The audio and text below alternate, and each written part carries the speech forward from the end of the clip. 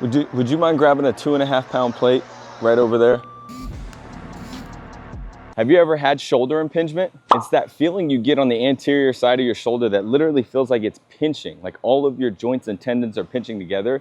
And for a lot of guys, the pain is pretty severe. For me, in my playing career, it got to the point where I had to shut down throwing often because I had it, especially when I went from throwing 85 miles an hour to 95 miles an hour. My shoulder impingement got worse and worse until I started doing these exercises. So in this video, we're gonna break down not only just the exercises that you can do to help alleviate some of that pain, but also how you can progressively overload it. So that way we're gonna give you a weekly plan that you can use in your training.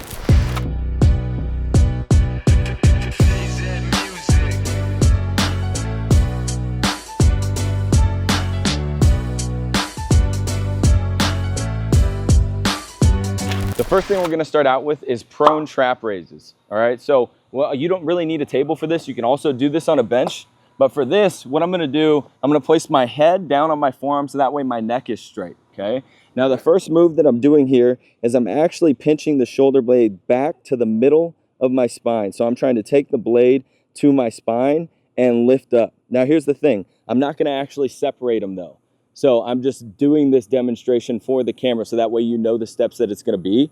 But when I'm doing this, I'm doing them together. So I'm going to pinch back and lift up at the same time, pause for 2 seconds, and come right back down. At the bottom, I'm actually gonna push my arm out so that way my scap can wrap up around the rib cage. And then I'm going to come back again as I lift up, pause for 2 seconds, and then come right back down, okay? Now I'll do that normally for about 3 sets of 5 per side, and it's fine. Even if you don't have shoulder impingement on the other side, you might as well do it anyways.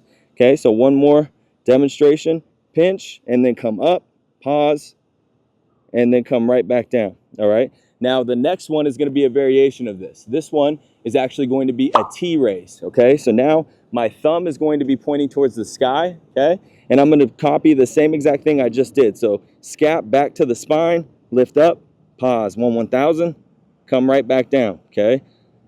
Scap back to the spine, lift, pause, 1/1000. You'll notice you don't need a lot of weight for this at all. 2.5 to 5 pounds is all you need. This isn't an exercise that you need to progressively overload, get 10 pounds, 15 pounds.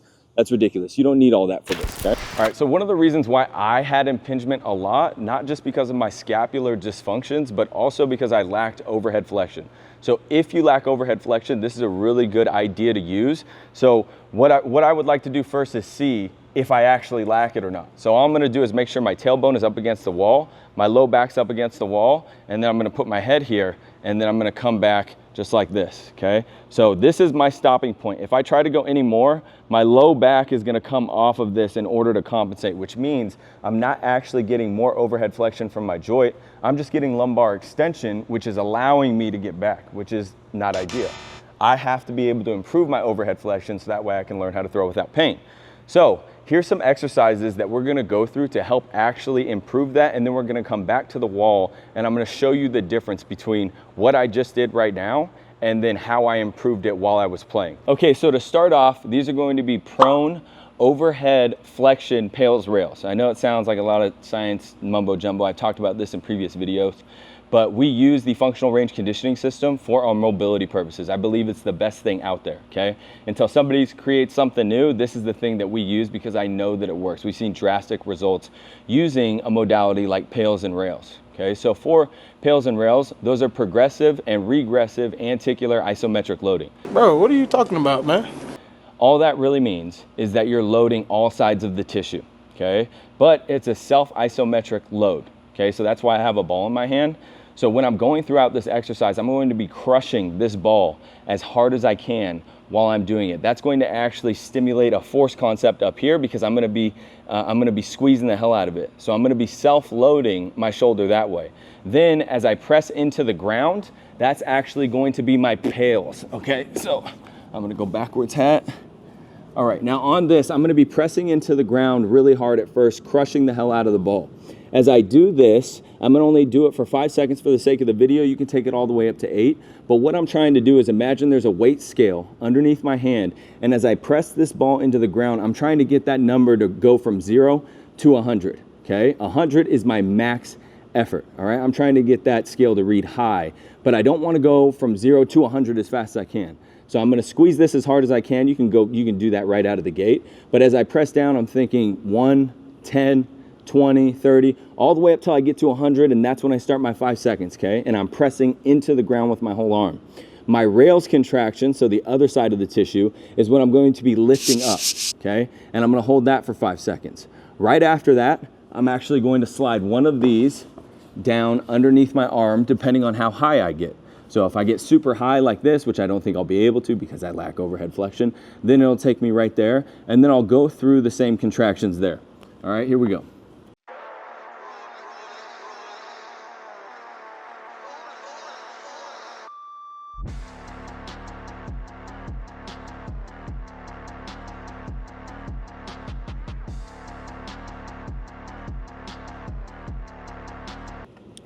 Now here's the thing, when I'm going through this, I can't compensate at my back in order to get more. Meaning if I just kind of rotate to the side a little bit, I'll really be able to raise it. But right now, this is my end range. This is all I got. But comparative to the first set when I was only able to get maybe 2 inches, the size of this yoga block, this is a drastic improvement right now, okay? So I'm gonna hammer this out for maybe 1, 2 more sets, and then I'm gonna go over to the other side.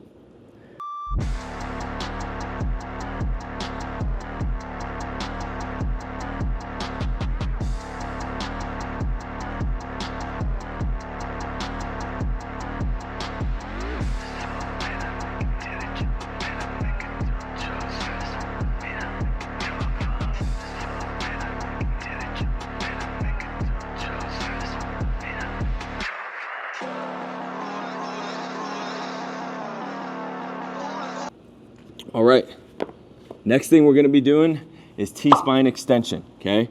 Now, oh, I'm soaking wet already.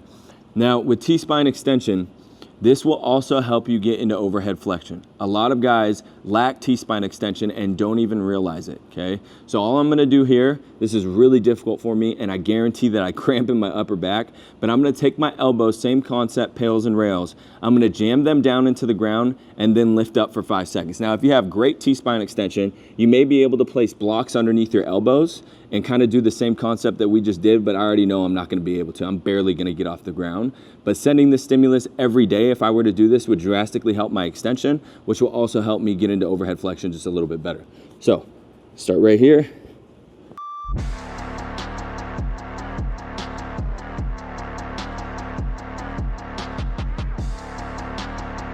Now, here's the thing, when I'm doing this too, I'm not just jamming my head back and trying to get extension with my neck. I'm not doing that. That's why I have my hands down into the back of my head. I'm kind of pressing down into the back of my head as I try to basically do an ab crunch into the ground. Okay, so that's gonna keep my knees, my feet, everything on the ground. My bottom rib stays on the ground. And that way I can just prioritize the upper half of my back when I go into extension, okay?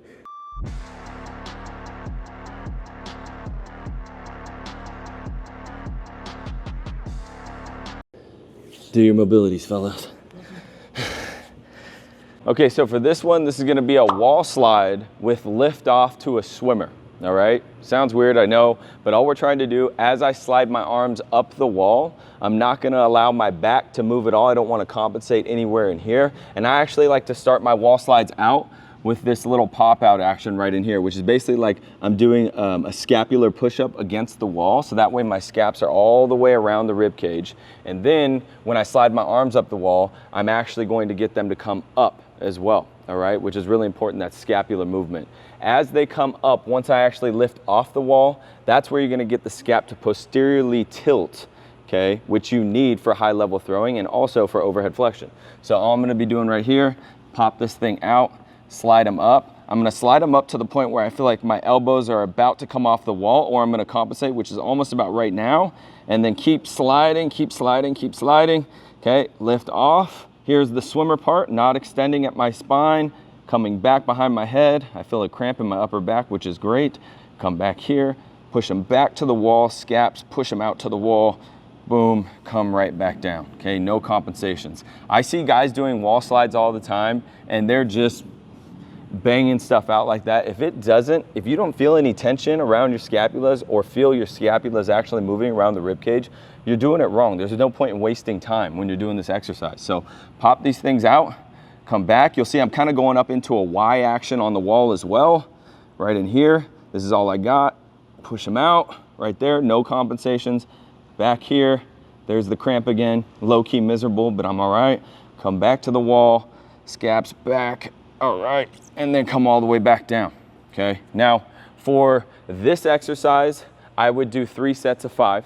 So now, here's gonna be the test. I'm gonna go back on the wall. I'm gonna make sure I don't compensate at my spine or at my neck or at my tailbone, nothing. And I'm gonna see how much overhead flexion I gain just from doing this stuff a couple times.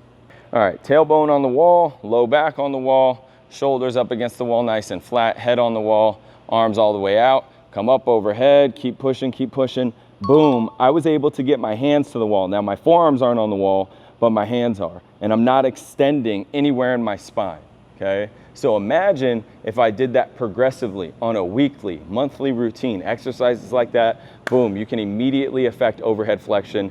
And the best part about it, I didn't waste any time. I didn't do a bunch of random stretches, okay? I didn't waste my time passively stretching myself into end ranges. That's why it's so important.